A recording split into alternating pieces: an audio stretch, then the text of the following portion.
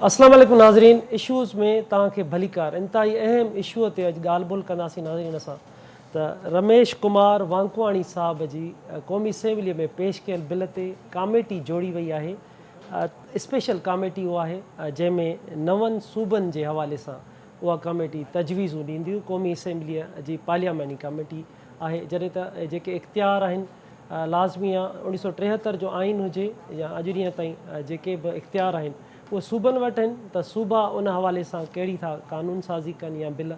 वफ़ाक़ी सतह ते अहिड़ी कमेटी जोड़ी वई आहे जंहिंजो सैयद ख़ुर्शीद शाह सरबराह मुर्तज़ा जावेद अब्बासी, ख़ालिद मक्सी, नुज़रत पठान, नवीद आमिर जीवा ऐं साबिर हुसैन क़ाइम ख़ानी इहा कमेटी जोड़ी वई आहे। असीं इन अहम इशूअ ते ॻाल्हि ॿोल कंदासीं त सिंध जे वहदानियत जो जॾहिं इशू अची थो वञे, सिंध तारीख़ी तौर ते उन जी साज़िश जेकी ईअं चइजे त उनखे विरहाइण वारे जो मामिलो अची थो वञे त उते समूरी सिंध में ख़दशा पैदा थियनि था, तहरीकूं शुरू थी वञनि थियूं। सिंध जे ॿेटनि जो इशू हुजे, लिक छिप में उन जे लेटर जारी थी था वञनि। उनखां सिंध जे ज़मीनुनि जा मामला हुजनि, सिंध जे पाणीअ जा मुआहिदा हुजनि, या असीं सिंध जो जेको ॿिटो निज़ाम हो उन हवाले सां बि अगरि असां ॾिसूं था त माज़ीअ में सभु जेके साज़िशूं थींदियूं रहनि थियूं उनजे करे सॼी सिंध सरापा एहतिजाज थिए थी ऐं उनखां पोइ वञी उहे मामला अॼु बि इहो थियो आहे त हिकु अहिड़ो लेटर वरी जारी कयो वियो आहे त वफ़ाक़ जे हवाले इख़्तियार थियनि त वफ़ाक़ 9 सूबनि जा फ़ैसिला करे त किथे किथे नवां सूबा ठहंदा। जॾहिं त जेके इख़्तियार आहिनि उहे सूबनि जा हूंदा आहिनि त उहे सूबा कीअं था सूबनि जे अंदरि वेही करे उहे ॿी नए सूबे जे लाइ उन्हनि वटि इख़्तियार हूंदा आहिनि। इन सूबनि ऐं वफ़ाक़ जे हिन अहम मामले ते हिन लेटर ते त हिन मामले जी अॼु छो ज़रूरत पई आहे। छा MQM सां जेको मुआहिदो थियो हो नून लीग जो PDM जो उन ते अमल करण तरफ़ वञी रहिया आहिनि। ॿी का सिंध जे ख़िलाफ़ु साज़िश थी रही आहे। इन अहम समूरी सूरत हाल ते असां ॻाल्हि ॿोल कंदासीं। असांखे कराची स्टूडियो में जॉइन कयो आहे सैयद ज़ैन शाह, सिंध यूनाइटेड पार्टी जा सदर आहिनि। ज़ैन शाह साहिबु तव्हांखे वेलकम थो चइजे। अयाज़ लतीफ़ पलीजो साहिबु उन्हनि बि असांखे जॉइन कयो आहे, क़ौमी अवामी तहरीक जा सरबराह आहिनि। जॾहिं त इनाम शेख साहिबु लेखक आहिनि, तालीमदान आहिनि, उन्हनि बि असांखे जॉइन कयो आहे। ऐं असांजे सुहेल मेमुण सीनियर सहाफ़ी आहिनि, उन्हनि बि जॉइन कयो आहे। तव्हां सभिनी खे सर वेलकम थो चइजे। ज़ैन शाह साहिबु ॻाल्हि ॿोल जी शुरूआति तव्हां खां थी कजे त हीअ ओचितो वरी लेटर आयो आहे जॾहिं कल्ह असीं सॼी सिंध 4 डिसंबर ते एकता ॾियारो मल्हाए रही त उन टाइम ही साम्हूं लेटर अची वियो त ही नई कमेटी जोड़ी आहे जेकी पंहिंजूं सिफ़ारिशूं 30 ॾींहंनि जे अंदरि ॾींदी त किथे किथे सूबनि जी ज़रूरत आहे। तव्हां इन मामले खे सॼी सूरत हाल खे कीअं था ॾिसो त छा कहिड़ी साज़िश थियण तरफ़ वञे पई? सराइकिन जो मामिलो त अॻियां रखियो थो वञे त छा OC ताईं मामला बीहंदा या इहो रस्तो ॾिनो थो वञे आइन में तरमीम करे हिकु घस ॾिनो थो वञे त जीअं ॿियनि सूबनि जी वैधानियत सां बि हरकत करे सघिजे? हीउ मामिलो तारीख़ी तौर ते जे पस मंज़र ॾिसबो पोइ 75 सालनि में त सम्झ में ईंदो त 1 यूनिट खां वठी अॼु ताईं मुख़्तलिफ़ हिकिड़ी सोच आहे जेका हथरादू उनखे अमल दरामद करण जा हिकिड़ा ख़्याल अचनि था जेके सिधा सियासी प्लेटफॉर्म ते ॻाल्हाइण जे बजाए कंहिं न कंहिं साज़िशुनि जे ज़रिए अचनि था। ही को सिंध में पहिरियों दफ़ो कोन्हे त ही शाह साहब या ॿिया जेके जिन जूं कमेटियूं ठहियूं आहिनि, पर जॾहिं 1 यूनिट पे लॻो तॾहिं उहे खोड़ो साहिबु हुजे, राशिदी हुजे, पंहिंजो काज़ी हुजे या मेमुण हुजे या सिंध जा सरदार ऐं पीर ऐं अक्सर वकील ॿिया उन्हनि सॼो वकालत इन लाइ कई त इहो तारीख़ी वतन ख़तमु कयूं, इहो साबित कयूं ऐं असेंबलीअ मां सिंध असेंबली मां पास करायूं। अॼु बि उन तरफ़ आहे, पर हीअ जेका आहे हिन वक़्तु जेका आई आहे साज़िश उहा इन करे आहे त 2013 में 2018 में ज़रदारी जेको बिहाइंड पाकिस्तान पीपल्स पार्टी जेका डील करे थी जंहिंजे एवज़ हिन खे मिलियूं आहिनि इक़्तिदार, हिकु सिंध जूं ज़मीनूं, कोस्टल हाईवे इन जे सदके ऐं हिन खे हुकूमत मिली। वरी हीअ जेका अॻे जी का बार्गेन करे ऐं एस्टेब्लिशमेंट खां वठणु थो चाहे उन जे करे हिन वक़्त ते हू पंहिंजनि रहियल मक़ासिद लाइ त असीं हिते सिंध जे वतन जे खे टोड़े ॾींदासूं ऐं तव्हांखे विराए ॾींदासूं। इहो सिर्फ़ु मोहरो ज़रूरु आहे पंहिंजो MQM या ॿियो, पर इन ख़्वाब जे पुठियां इन ख़्याल जे तसवुर में पाकिस्तान पीपल्स पार्टी जी सोच इहा ई आहे। ऐं उन्हनि 2012 में कोशिशि कई जेका नाकाम वई, वरी हिकु दफ़ा उनखे ॿी शिकिल में अचे पियो, जेको आउं सम्झां पियो त इंतिहाई मुल्क लाइ नुक़सानकार आहे। छो जेकॾहिं वरी हिनखे वरी भेट कई वेंदी ॿियनि मुल्कनि सां या उनजे पस मंज़र ॾिठो वेंदो नुक़सानु थींदो, न त वरी असांखे 1940 खे ॾिसणो पवंदो, वरी 1943 खे ॾिसणो पवंदो, असांखे 1947 जे मुआहिदे खे रिव्यू करिणो पवंदो। ऐं सम्झां पियो त इहे हसास मामला आहिनि। इन मां अॻे बि पाकिस्तान खे कुझु कोन वरियो आहे 1 यूनिट मां, उनजे ज़रिए मुल्क विरहायो। वरी बि जेकॾहिं हिन वक़्त ते जॾहिं मुल्क जी मुआशी सतह इंतिहाई कमज़ोर आहे, मुल्क जी सियासी एतिरी मुंझल सूरत हाल आहे जो यानी पोइ 2022 जो सॼो साल ग़ैर यकीनी कैफ़ियत में गुज़रियो आहे। इन वक़्त हिन मामले खे छेड़णु मुल्क जे फैब्रिक सां यानी हरकत करिणो आहे, मुल्क जी यूनिटी सां खे रिस्क ते विझणो आहे। ऐं उनजे करे आउं सम्झां पियो त ही बेवक़्तो ऐं ग़लति राग ऐं उहो राग उहा एजेंडा आंदी वई आहे जंहिंसां मुल्क जे फेडरेशन जी बका न पर उन जी ख़ात्मे जे तरफ़ शयूं वञी सघनि। बिल्कुलु शाह साहब, ॻाल्हि ॿोल जारी रखूं था। अयाज़ लतीफ़ पलीजो साहब, अयाज़ साहब, ही जेके स्पेशल कमेटी ठही आहे, लेटर जारी थियो आहे, ही जेके हिन में कलम आहिनि तव्हां ज़रूरु ॾिठा हूंदा, 25B आहे, 51 आहे, 106, 92, 63B, इहे सभु जेके साम्हूं अचनि था कलम। हाणे इन में आइन में तरमीमूं अचनि थियूं। सॼी दुनिया जा अगरि जमहूरी मुल्कनि ते नज़र विझूं था त सूबनि वटि इख़्तियार हूंदा आहिनि, पार्लियामेंट वटि उहे इख़्तियार न हूंदा आहिनि। त तव्हां छा था सम्झो त ही सिंध खां जेके इख़्तियार आहिनि उहे वफ़ाक़ जे हवाले थियण वञनि पिया, इन सां सिंध खे केतिरो नुक़सानु थींदो ऐं इहो सॼो मामिलो सूबनि वारो सिंध तरफ़ ईंदो? सम्झो इहो वेंदो आहे त जेको जेतिरो ताक़तवर आहे उन में अकुल बि को ओतिरो हूंदो आहे, ऐं जंहिं वटि जेको जेतिरो बाख़्तियार आहे उहो ओतिरो माशाल्लाह ज़हीन आहे ऐं ॾाढो ॾाहो हूंदो आहे। ईअं आई कोन्हे। अमेरिका तमामु वॾी ताक़त आहे, उन वियतनाम ते हमिलो कयो ऐं उन जा कॉन्सिक्वेंसिस उनखे एॾा भोगणा पिया जो सॼी दुनिया में अकेलो बि थी वियो ऐं ख़ुदि अमेरिका में वॾो एहतजाज थी वियो ऐं पोइ वियतनाम हुन खां जंग बि खटी। ईअं ई रूस पंहिंजो तजुर्बो कयो अफ़गानिस्तान में। रूस वॾो अजगर जहिड़ी ताक़त हुई, दुनिया जो वॾे में वॾो मुल्क अञा बि आहे, सोवियत यूनियन त अञा बि वॾो हो। ऐं अफ़गानिस्तान में तव्हां ॾिठो त हुन सां कहिड़ो हशर थियो। पोइ वरी अमेरिका अफ़गानिस्तान में तजुर्बो कयो, हाणे रूस वरी यूक्रेन में फासी पियो आहे,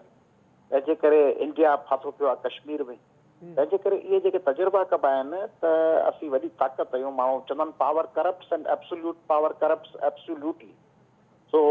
वॾी ताक़त माण्हुनि जो होश हवास विञाए वेंदी आहे।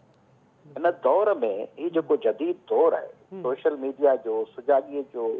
माण्हुनि जी अवेयरनेस जो, नौजवाननि जे एहतजाजनि जो, ईरान में ॾिसो पिया त कीअं टोटलिटेरियन एरिस्टोक्रेटिक हिकिड़ी शाही गवर्नमेंट खे कीअं चैलेंज पियो थिए इंतिहा पसंदि गवर्नमेंट खे। तंहिंजे करे पाकिस्तान में इन क़िस्म जा जिन जुरन तजुर्बा कया आहिनि, उन्हनि माज़ीअ में शायदि कुझु सिखियो कोन्हे ऐं MQM ठाहियूं। पोइ MQM पाकिस्तान जे समूरनि क़ौमी जदोजहदनि खां वधीक हिननि खे गिची में पइजी वई। उन सिधो वञी राफ़ तलकात इस्तवार कया ऐं उहा सिधी हिकिड़ी बणिजी वई, प्रॉक्सी बणिजी वई इंडियन गवर्नमेंट जी ऐं राह जी, ऐं ठाहियूं पाण। साॻी रीति पंजाब में लाहौर में हिकिड़ो मज़हबी ग्रुप ताज़ो ठाहियो 2-4 साल अॻु में। उहो रोज़ धरणा हणी करे इस्लामाबाद बंदि करे छॾींदो आहे, कॾहिं पिंडीअ में धरणो हणी वेठो हूंदो आहे। उन मज़हबी ग्रुप खे पाण ठाहियूं, पोइ गिची में पइजी। वरी हीअ जेका हुकूमत हींअर वई आहे उहा ठाहियूं, हाणे हिक ॿिए खे सॼो ॾींहुं रोज़ हू चए पियो मूंखां ग़लती थी वई, उहो चए थो तव्हां खां ग़लती थी वई, ऐं हिक ॿिए ते इल्ज़ाम पिया हणनि। उहा सॼी गिची में पइजी वई अथनि, साए फासी पिया। तंहिंजे करे हीअ जेको तजुर्बो करण जी कोशिशि आहे ज़रदारी साहिब जी मदद सां, त सिंध खे तोड़बो ऐं कराची कबो MQM जे हवाले, पोइ उतां सीटूं खटिबियूं, पोइ उतां PTI खटंदी या नवाज़ लीग या MQM, इहो ईअं आई कोन्हे। ईअं सम्झनि पिया जेको प्लान आहे न, उहो प्लान सॼो रिवर्स थी वेंदो आहे। जीअं मूं रूस, यूक्रेन ऐं अफ़गानिस्तान ऐं वियतनाम जी ॻाल्हि कई, मिसाल तौरु कंहिं बि सबब जे करे, पहिरीं ॻाल्हि त इहो नामुमकिन आहे, सिधी माण्हू थियणु कोन ॾींदा, पर मिसाल तौरु for the sake of argument जेकॾहिं कराची ही MQM जे हवाले करे छॾी त MQM को पाकिस्तान में रहंदी छा? MQM अॻिते हली कराची में जेकॾहिं उनजे हवाले करे छॾियो वियो जेको नामुमकिन आहे त उहो उते पोइ पंहिंजी सूबाई ऐं असेंबलियूं ठाहे पोइ उनखे कराईंदी उन में रेफरेंडम, पोइ उतां कराईंदी अक़वाम मुतहदा सां राब्तो, पोइ चवंदी त कराची जेको असांखे अलॻि मुल्क ठाहे ॾियो, जेको उन्हनि जो ख़्वाबु आहे। हुते MI6 ऐं CIA सां ॿिन्हिनि जा राब्ता रहिया आहिनि, राब उन्हनि सां गॾु रही आहे MQM जी। पोइ कोस्टल बेल्ट ग्वादर अॻे ई कंट्रोवर्शियल आहे, केटी बदर अॻ में ई कोन ठाहे सघिया। कराची जो सॼो पोर्ट मुंबई अॻ में ई चाहे थी त कराची पोर्ट न हुजे ऐं उहो सॼो हलियो वेंदो हलियो। माना पाकिस्तान खे डीस्टेबलाइज़ करण जो जेकॾहिं आलमी ताक़तुनि वटि को वन पॉइंट एजेंडा हुजे त असांजे मुल्क खे कीअं ख़तरे में विझिजे। हिकिड़े पासे इकनॉमिक घेरो आहे, डिफॉल्ट जो ख़तरो आहे, ॿिए पासे आउं सम्झां थो जिन बि हीउ मनसूबो शुरू कयो आहे ऐं कमेटी नंढड़ी ॻाल्हि कान्हे, कमेटी ठाही आहे या कमेटी का बड़ी कमेटी आहे वीचारी भुल में ठही वई आहे, न, इहो हिकिड़ी वॾे ग्रैंड स्ट्रेटेजिक प्लान जो हिसो आहे। तंहिं तहत कमेटी ठाहे, हिकिड़े पासे IMF, ॿिए पासे ही कमेटी, पोइ अफ़रा तफ़री फैलिजे, सद में क्योस फैलिजे, माण्हू वायलेंस कनि, उथी बीहनि, उनखां पोइ उन सॼी ज़रिए पाकिस्तान खे डीस्टेबलाइज़ कजे। हाणे ज़रदारी साहब जो मसइलो इहो आहे त ज़रदारी साहब अलाए संत आहे वखर, पर इंतहाई बदनसीबी आहे संत जे माण्हुनि जी, तव्हांजी मुंहिंजी, जो पाण खे जेके संत जी इंटेलिजेंस आहे, संत जे अदीब शाइरनि जो वॾो हिसो जेका सरकार जे हूंदा आहिनि पेरोल ते, उहे चवंदा पिया आहिनि त अदा ॿियो मुतबादिल कोन्हे, अदा कीअं बि आहिनि, अदा पंहिंजो मारींदो छांव में विहारींदो, अदा ॾाढा ज़हीन आहिनि, माशाअल्लाह, वाह, ज़रदारी साहब ॾाढो क़ाबिल आहे, ॾिसो पंजाब वञे थो, चौधरी परवेज़ इलाही मैनेज पियो करे। उन्हनि खे इहा ॻाल्हि अहसास ई कोन्हे त ज़रदारी साहब पीपुल्स पार्टी जेका बेनज़ीर साहिब आहे, पिशावर मां बि खटंदी हुई, गिलगित मां बि खटंदी हुई, लाहौर मां बि भुट्टो साहब खटंदो हो, सटे मां बि खटंदो हो, कोयटा मां बि खटंदो हो, उनखे सुसाए अची सिंध में बीहारियो, सिंध मां बि सुसाए पोइ वरी लाड़काने शिकारपुर कंदकोट ते बीहारींदा। तंहिं करे ज़रदारी साहब खे जेको पाण क़ाबिल पिया सम्झूं,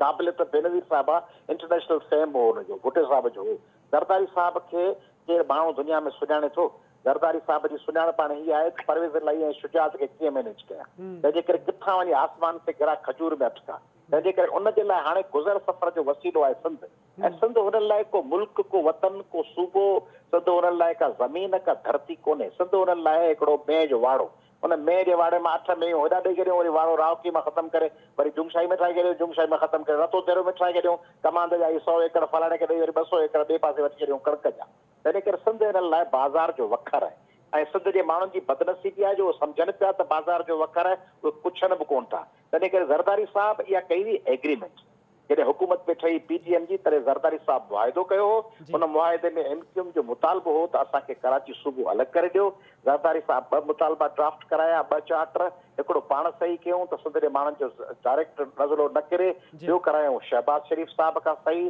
उन में गारंटर थियो आहे ज़रदारी साहब, उन्हनि अंडरटेक कयो आहे त असां तव्हांखे सूबो ठाहे ॾींदासीं। उन मिशन ते लॻल आहे ऐं उनजे मथां वरी ॿियूं ताक़तूं आहिनि ऐं उनजे मथां अञा ॿियूं आलमी ताक़तूं आहिनि। तंहिंजे करे जेके मुल्की ताक़तूं, आलमी ताक़तूं ज़रदारी साहब सां इन मिशन में शरीक आहिनि, उन्हनि खे आउं तव्हांजे प्रोग्राम ज़रिए ॿुधाइणु चाहियां थो त माण्हुनि जे बर्दाश्त जी हिकिड़ी हद हूंदी आहे। ईरान में ॾिसो न, माण्हुनि खे माई खे मारे छॾियूं, नंढड़ा वाक़िया, वॾा वाक़िया, वॾा कैटलिस्ट बणिजी वेंदा आहिनि। तंहिं करे सम्झनि कोन पिया त सिंधी माण्हुनि लाइ हीउ को अजरक ऐं टोपी जो मसइलो कोन्हे, न को हीउ मसइलो आहे दिल्ली संगत 2 अध थी या हिकिड़ी थी, न को हीउ मसइलो आहे त फलाणे जुतीअ ते अजरक छापिजी वई। तंहिंजे करे सिंधी माण्हू चवंदा अदा बड़ी 2-4 ॾींहं पुछंदा, 5 ॾींहं खां पोइ विसारे छॾींदा। कराची रुगो इहो कोन्हे त असांजी ज़मीन आहे, कराची ज़मीन बि आहे, असांजो इकनॉमिक कैपिटल बि आहे, असांजो इकनॉमिक हब बि आहे, असांजी शहर आहे, असांजो दिमाग़ आहे, असांजो मग़ज़ आहे। तंहिंजे करे दिमाग़ ॻिची कटींदो धड़ खां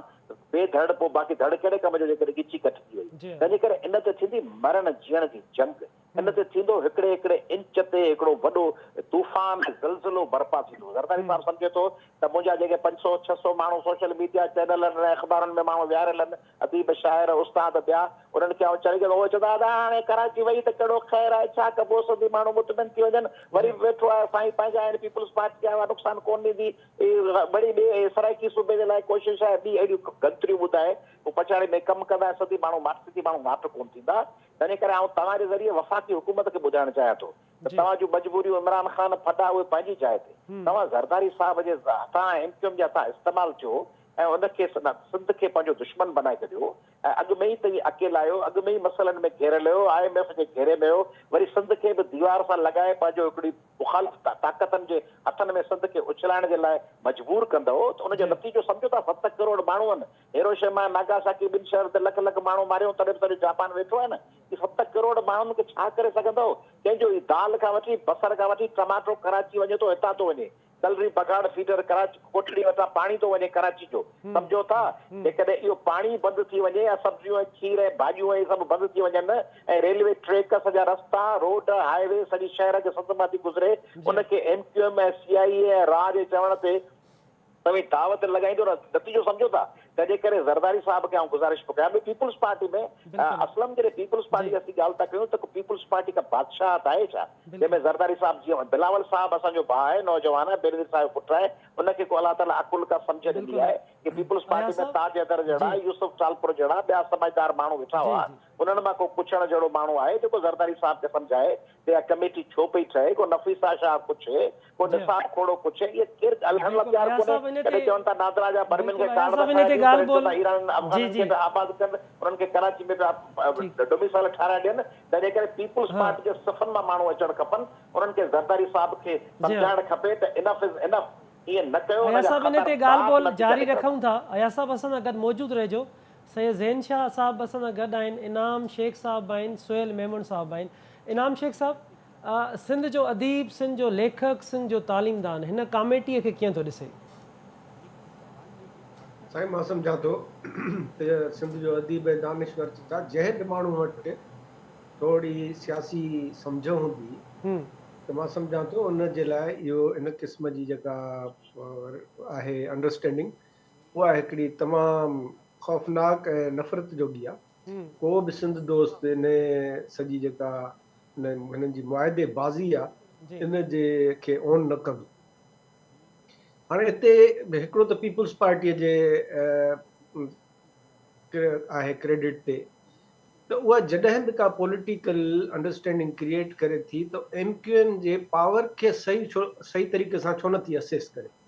मिसाल तौर ते हिन महिल MQM पंहिंजे पूरे तारीख़ में पहिरियों दफ़ो इंतिहाई कमज़ोर पोज़ीशन में, ऐं उन जे 2-3 वोटनि जे लाइ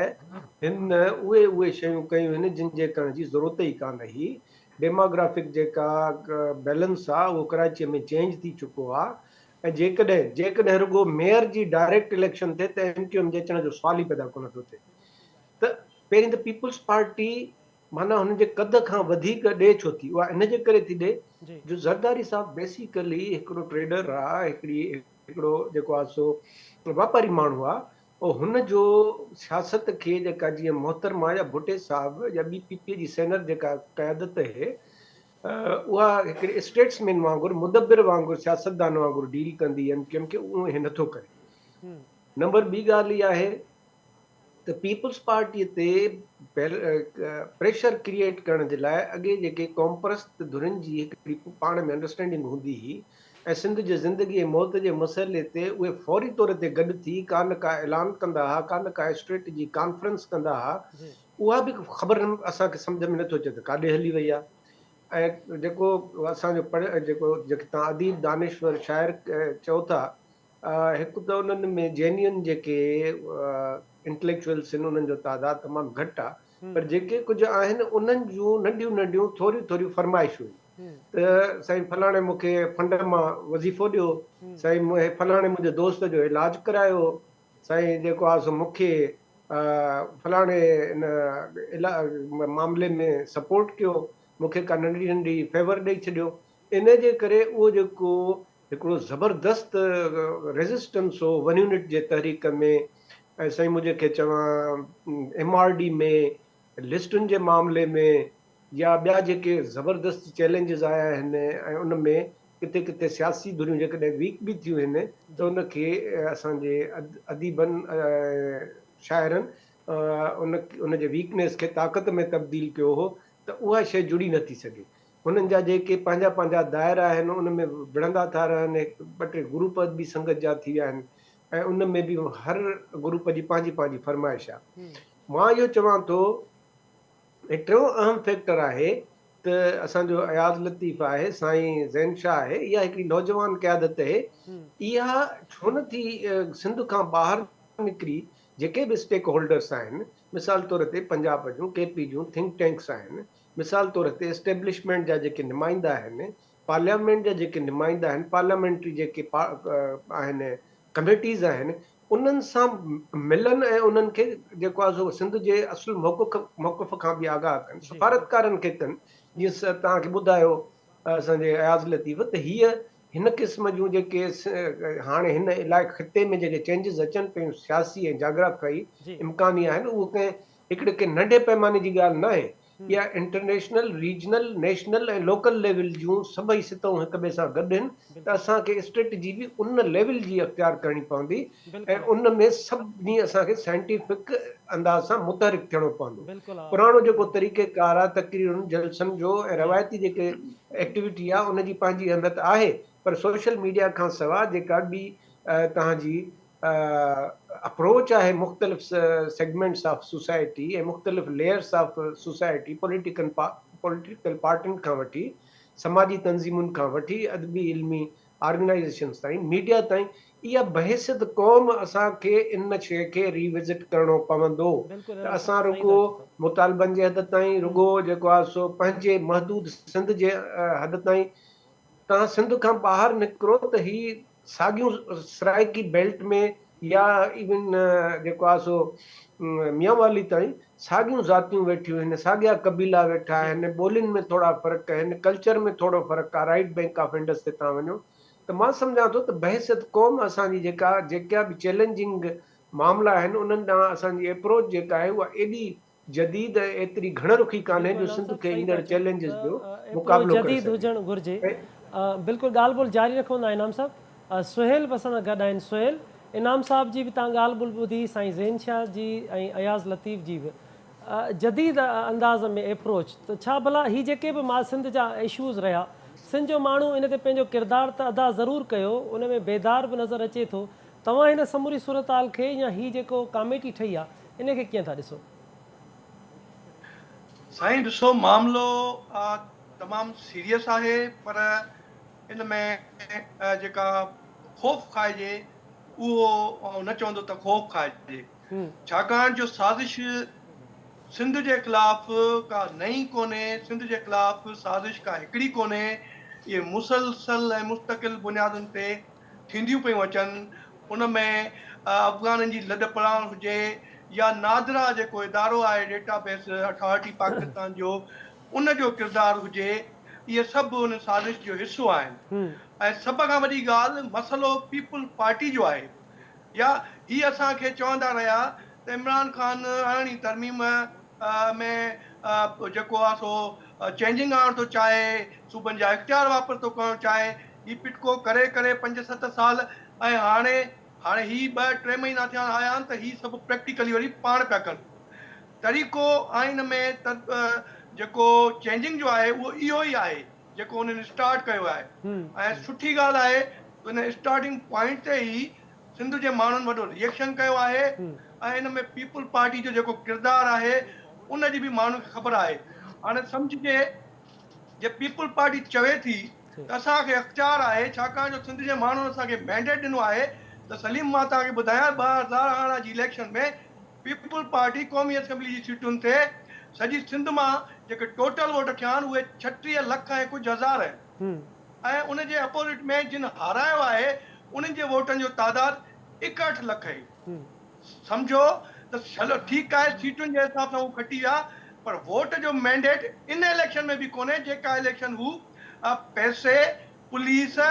मथों जी सपोर्ट, इनविजिबल सपोर्ट, हेठों जी support, corrupt clerk, corrupt master, उन सभिनी सां मिली करे ही इन तरीक़े सां वोट खटनि था। हिन खे को मैंडेट कोन्हे जो सिंध जी वहदत सां अहिड़ियूं हरकतूं कनि ऐं अहिड़ा तजुर्बा कनि, ऐं ही जेकॾहिं सम्झनि था त असां जेको चाहियूं करे सघूं था, इहे भुलियल आहिनि। मूंखे हैरत पाकिस्तान ते बि आहे, पाकिस्तान जी इस्टेब्लिशमेंट ते बि आहे। हिन महिल इस्लामाबाद जे हल्कनि में, वॾनि मथियनि हल्कनि में, मुल्क में इकोनॉमिकल जेको मुआशी एमरजेंसी जे निफ़ार जूं ॻाल्हियूं हली रहियूं आहिनि।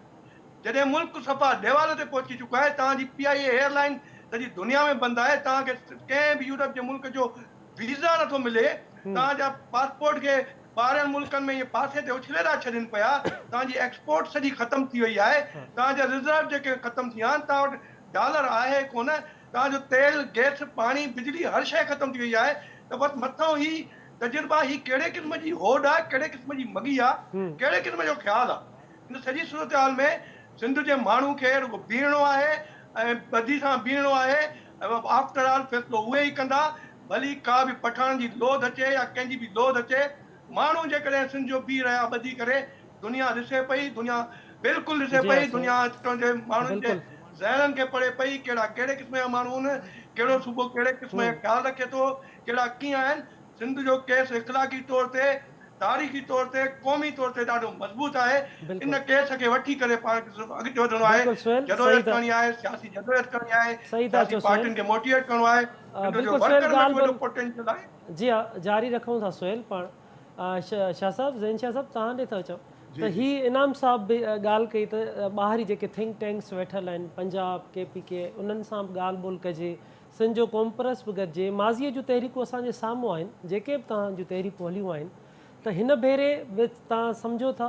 त ही जेकी साज़िश थी आहे, जा जेको बि कमेटी ठही आहे, उन जा जेके बि सोचूं आहिनि, नियतूं आहिनि, उन में हू कामयाबु न थी सघंदा, ऐं सिंध जो माण्हू माज़ीअ जी भेट वांगुरु वरी मज़बूत ऐं गॾिजी वेंदो हिन मामले ते। हीअ साज़िश जीअं अॻे सवेल बि ॻाल्हायूं, 2012 में इन नमूने सां थी चुकी सिंध खे विरहाइण जी। उन वक़्त ते सिंध बचाओ कमेटी जो हेड हो साईं जलाल महमूद शाह, ॿियनि सियासी जमायतुनि सां गॾिजी पाण इहो यात्रा मुल्क जी करे आयो हो, जंहिंमें मौजूदु वक़्त में PDM जूं जमायतूं, PMLQ, फलाण लीडरशिप, उन्हनि सभिनी सां मिलियो ऐं इहो ई नुक़्तो रखियो त नवनि सूबनि ठाहिण जो कानून 1973 जे आइन जो हिसो नाहे, महिरबानी करे इन ते का कानून साज़ी न कई वञे, जेकॾहिं इन में का आइनी तब्दीली कई वई त इहो मुल्क जे बुनियादी स्ट्रक्चर सां छेड़छाड़ आहे, उन करे इहा न कई वञे। ऐं उन वक़्त ते उन्हनि काफ़ी जमायतुनि, ख़ुसूसन चौधरी शुजात, ॿियनि उन्हनि रिस्पॉन्ड कयो ऐं उन सां वापसि थिया। पर अॼु उन्हनि साॻी सियासी जमायतुनि जी पोज़ीशन कमज़ोर आहे। PDM में शामिल कुझु नेशनलिस्ट जमायतूं आहिनि, कुझु ॿियूं जमायतूं आहिनि, उहे सभु जेके PMLN या पीपल पार्टी या ॿियूं जमायतूं, इहे सभु 2022 में उन्हनि खे पावर मिलियो आहे ऐं इस्टेब्लिशमेंट जे तरफ़ां आउट ऑफ वे मिलियो आहे। हू कमज़ोर शिकिल में आहिनि, करप्शन उन्हनि ते स्कैंडल्स तमामु घणा आहिनि। असीं यकीनन जीअं इनाम शेखर चयो, असीं रुजू कंदासूं, इनशाला तव्हां असांजो ॾिसंदो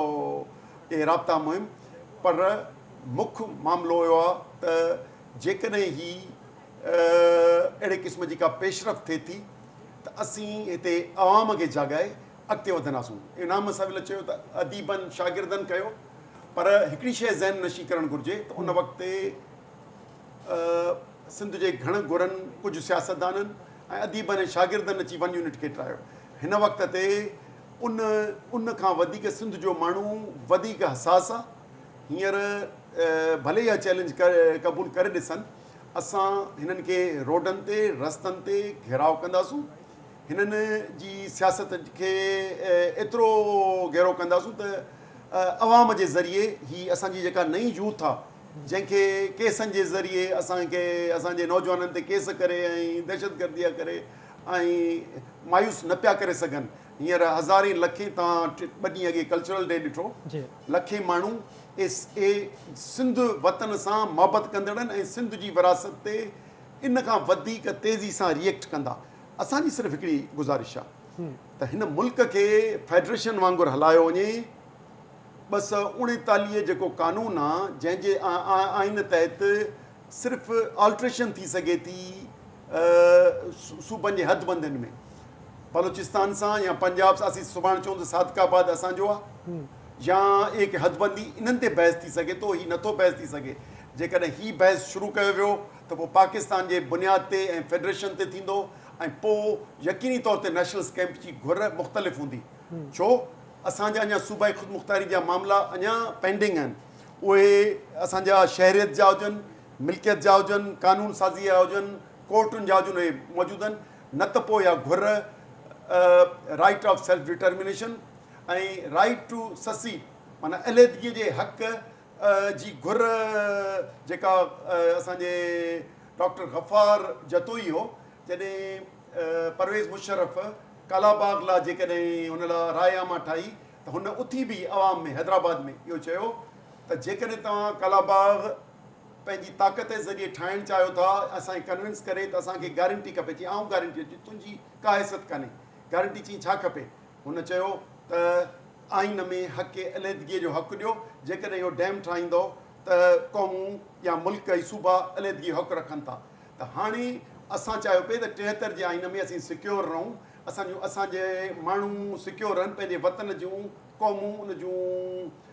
मालिक हुजनि पर हाणे असांखे शायदि रिव्यू करिणो पवंदो त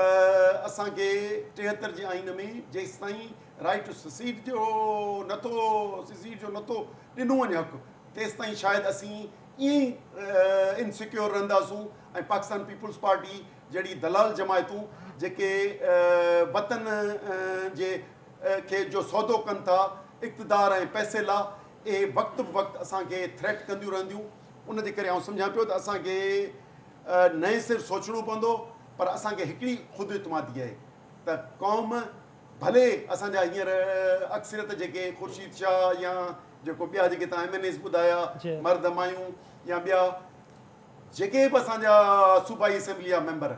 इन्हनि साॻियो 2012 में कानून ठाहियो अक्सरियत राय सां MQM ऐं पीपुल्स पार्टी हींअर बि भले करे ॾिसनि हिन वक़्तु जॾहिं कानून न आहे जेकॾहिं इनखे असीं एस्टेब्लिशमेंट खे मुतनबद था करियूं त अहिड़े क़िस्म जी कानून साज़ी कंदो त असां जहिड़ा जेके फेडरेशन में रहंदे ऐं मुल्क जे अंदरि पंहिंजे हक़नि खे सिक्योर करे ऐं 73 जी आइन जे अंदरि आइनी तब्दीलियूं करे रहण वारा जेके असीं केस करियूं था उन्हनि जे हथ मां निकिरी ऐं उन्हनि माण्हुनि वटि जेके इन जे ख़िलाफ़ु आहिनि त भई हिन फेडरेशन में न रहणु घुरिजे उहा सोच वधंदी ताक़तवर थींदी पोइ जेके असां पुरम एहतिजाज करण वारा हूंदासूं उन्हनि मां निकिरी ऐं वेड़ ऐं ताक़त जे तरफ़ इस्तेमालु थींदी त जॾहिं असांखे असांजूं पार्टियूं असांजी एस्टेब्लिशमेंट असांजे वतन खे बि नथी डिफेंड करे सघे त पोइ असांजा जेकॾहिं ही दलाल सियासी MNAs या MPAs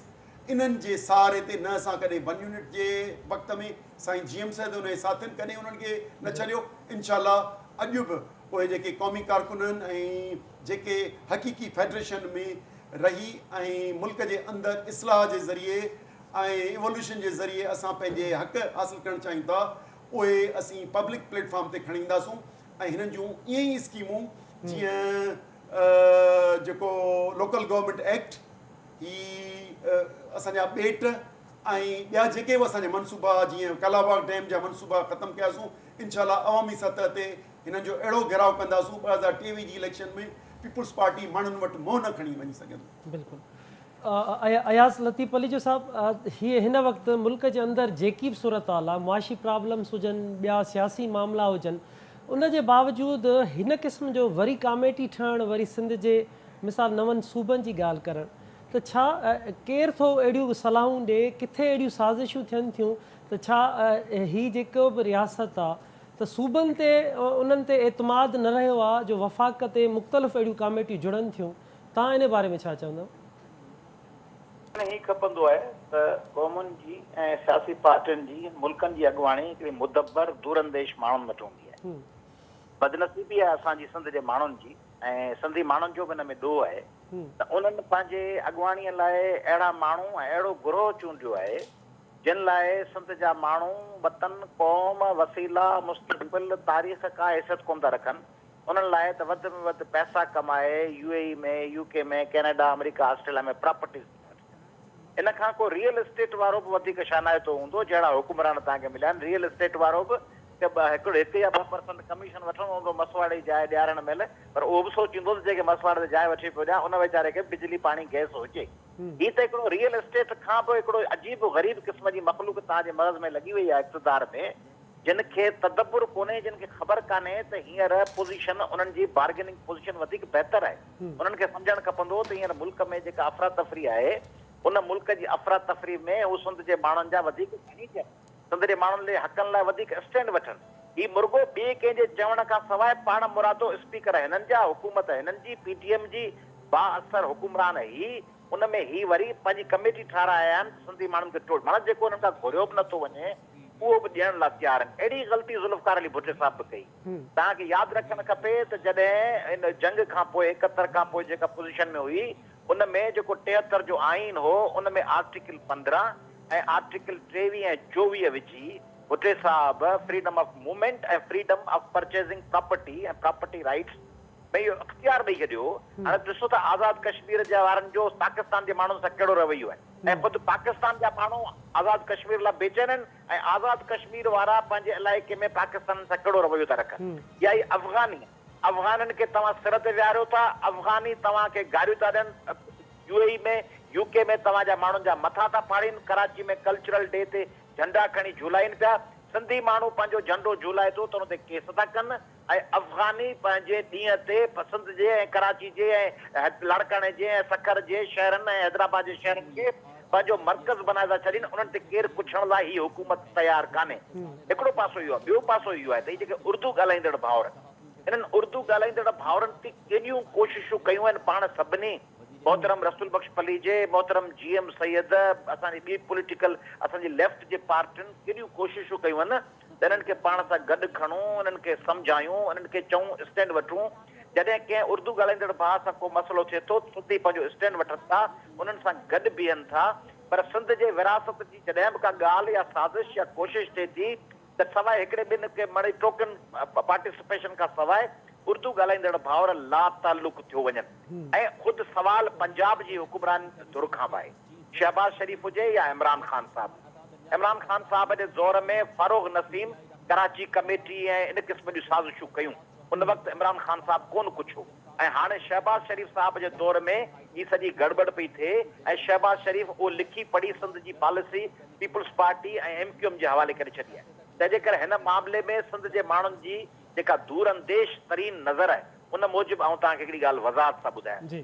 ही जेका ग़लतफ़हमी आहे त सिंध जो माण्हू छिड़ विछड़ आहे ऐं के छा ॿोड़े छॾीसीं, ठुल ॿोड़े छॾियासीं ऐं सिंध जो माण्हू पुछे कोन थो ऐं हुनखे मैनेज करे वेंदासीं, वरी को ॿियो इशू पैदा कंदासीं। हिकिड़ा मैनेजेबल इशूज़ आहिनि, उन ते वाक़ई सिंध जो माण्हू बेवकूफ़ थी इस्तेमालु थिए थो ऐं अञा बि इस्तेमालु थींदो रहंदो शायदि इम्कानी तरह। पर आउं तव्हांखे ॿुधायां त हिकिड़ो मरण जीअण जो मामलो आहे। कराची में डेमोग्राफिक चेंज अची चुकी अथव। इन ग़लतफ़हमी में हे असांजा उर्दू ॻाल्हाईंदड़ भाउरनि त असीं अलॻि सूबो ठाहींदासीं, कराची में थियणु ईअं खपे त अफ़गान इलीगल इमिग्रेंट्स, ऐं तव्हांजे ज़रिए चवां थो, ऐं उर्दू ॻाल्हाईंदड़ जेकॾहिं को प्रोग्राम सिंधी ॾिसंदो हुजे त आउं उनखे मुखातिब थी चवां थो त अॻिते हली कराची में नेचुरल अलाइज़ जेके कुदरती इत्तेहादी थींदा,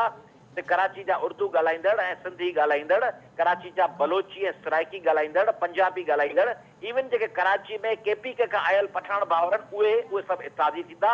ऐं अफ़गानी ऐं बर्मी ऐं ईरानी ऐं ॿियूं जेके ॿाहिरि आयल मख़लूक़ आहिनि, जेके तव्हांखे मच्छर कॉलोनी में माण्हू मारे छॾीनि, जेके कुझु कोयो टुकड़ा टुकड़ा करे छॾीनि, उन्हनि जे ख़िलाफ़ तव्हांखे गॾिजी स्टैंड वठिणो पवंदो। जेकॾहिं गॾिजी स्टैंड न वरितो ऐं हिकिड़े पासे तव्हांजे अफ़गानी हूंदा उर्दू ॻाल्हाईंदड़नि जे, ॿिए पासे तव्हांजे सिंधियुनि सां बि टकराव कयो, ऐं सिंधियुनि जी 600-650 किलोमीटर लेंथ आहे कराची खां वठी कंदकोट ऐं घोटकी ताईं। पोइ कराची को नागन चौरंगी खां नाज़िमाबाद अचिणो आहे या बम फाड़े प्लास्टिक जो भॼी वेंदो हलिया। ही 600 किलोमीटरनि जी छा रंग आहे, उन 650 किलोमीटर ते केतिरी पुलिस बीहारे सघंदव, केतिरा तव्हीं ताक़तवर धुरियूं बीहारे सघंदव, छा कंदव 650 किलोमीटर खे कीअं रोकींदव। तंहिंजे करे कराची में बि लखे सिंधी आबाद आहिनि, घिटीअ में जहिड़ो थींदो। आउं चवां थो ही एॾो ख़तरनाक नतीजो निकिरंदो, ज़रदारी साहिब जेको सम्झे थो त आउं मनोवर कंदुसि ऐं मैनेज करे वेंदुसि सभिनी खे ॾेई ऐं पोइ माल कमाईंदासीं, पोइ खाड़े वताया कोन थींदो, पोइ भॼड़े वताया भॼ थींदो, पोइ पीपुल्स पार्टी बि गुम थी वेंदी, MQM बि गुम थी वेंदी।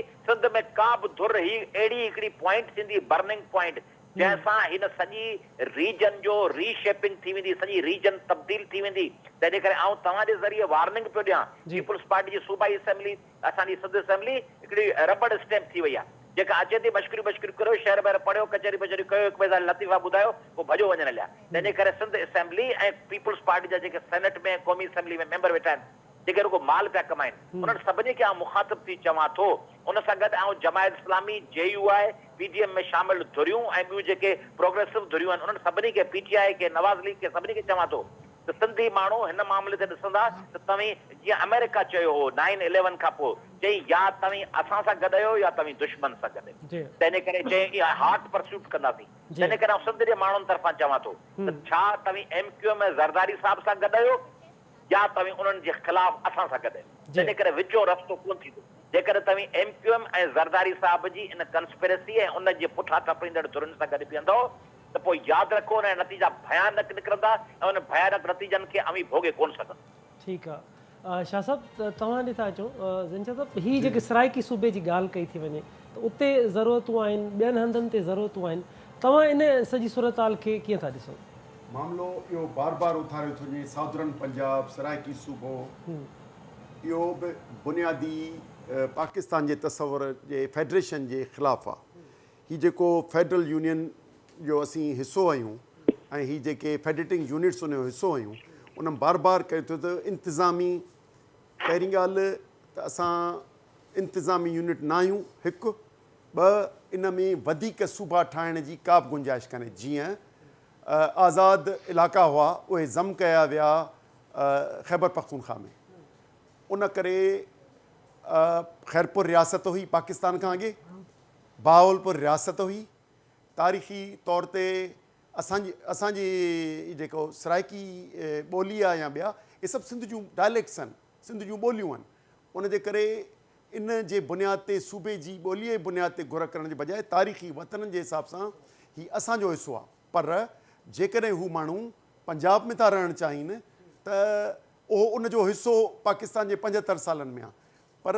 इन बहाने सां असीं पंजाब खे ॿीड़ियूं सीटूं सेनेट में ॾियण लाइ तयारु न आहियूं ऐं सराइकी क़ौमी सोच रखंदड़ माण्हुनि खे या सिंध सां जो हिसो थियणो पवंदो या उन्हनि खे पंजाब जो हिसो थियणो पवंदो। थर्ड ऑप्शन जेको अलहदा सूबे जो आहे असीं उनखे मुकमल तौर ते रद्द था करियूं छो त इहो पाकिस्तान जे वफ़ाक़ जे फेडरेशन में जॾहिं पाकिस्तान ठहियो हो त उनखे सिंध वोट कयो हो पंजाब वोट कयो हो ई मौजूदा जेके फेडरेटिंग यूनिट्स बंगाल वोट कयो हो ईअं ई वोट कयो। उन करे इहा जेका ॻाल्हि आंदी थी वञे क़ौमी अंदाज़ सां हिन ॿोलीअ जेके इहा असांजी ॿोली क़ौमी ॿोली सिंधी आहे पर हिते असांजे ढाटकी बि ॻाल्हाई थी वञे असां हुते बिरोकी बि ॻाल्हाई थी वञे बरोशकी बि ॻाल्हाई थी वञे सराइकी ॻाल्हाई थी वञे। सराइकी हिकिड़ो सिंधीअ जो डायलेक्ट आहे। उन करे इन खे असां सां जो कन्फ्रंट कनि था असां सिंध जे माण्हुनि खे पंहिंजनि दोस्तनि साथियुनि खे बि चऊं था त इन कन्फ्यूजन मां निकिरनि ऐं हिते फेडरेशन में या इहे 4 क़ौमूं रहंदियूं। जेकॾहिं वरी नऊं असांजो इमरानी मुआहिदो करिणो आहे त आणियो आइन साज़ असेंबलीअ जी इलेक्शन करायो छो त पाकिस्तान जे ही आम ई आर्टिकल कोन्हे ही पाकिस्तान जे बुनियादनि खे चैलेंज करण वारो आर्टिकल आहे। नए सिर आइन साज़ असेंबलीअ जी इलेक्शन करायो उन में तव्हां हीअ आणियो त बाबा फेडरेशन खे रीस्ट्रक्चर था करियूं नवां यूनिट था ठाहियूं पोइ कहिड़ा ही जेके मौजूदा यूनिट कहिड़ा था शर्तूं रखनि ऐं उन में जेके माण्हू पंहिंजी असीं पंहिंजी नेशनलिस्ट पंहिंजी एजेंडा खणी ईंदासूं त पाकिस्तान खे में असांखे सिक्योर रहण लाइ असांखे पंहिंजनि वसीलनि जो पंहिंजे शहरियत जो ऐं पंहिंजे जाग्राफ़ी जी सिक्योरिटी जेकॾहिं न आहे त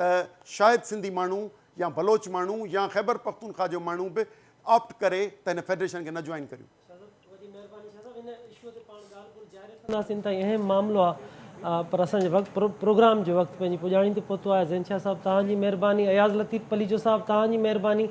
इनाम साहिबु तव्हांजी महिरबानी ऐं सुहेल तव्हांजी महिरबानी ऐं हिन मामलनि ते पाण ॻाल्हि ॿोल जो सिलसिलो जारी रखंदासीं। नाज़रीन इन ताईं अहम मामिलो हो त सिंध जे वहदानियत जे हवाले सां त समूरनि अॻुवाणनि जी तव्हां ॻाल्हि ॿोल ॿुधी अदीबनि लेखकनि सियासतदाननि जी त हू कंहिं बि सूरत में सिंध विरहाइण जी साज़िश खे क़बूल न कंदा उनखे कामयाबु थियणु न ॾींदा ऐं वैधानियत ते हमिलो थियो त उनजे ख़िलाफ़ु हू सरापा एहतिजाज खणी ईंदा नवनि इशू सां गॾु ॿीहर गॾु हूंदासीं। तेसिताईं पंहिंजे मेज़बान असलम हैदर खे ॾींदा इजाज़त। अल्लाह वाहे।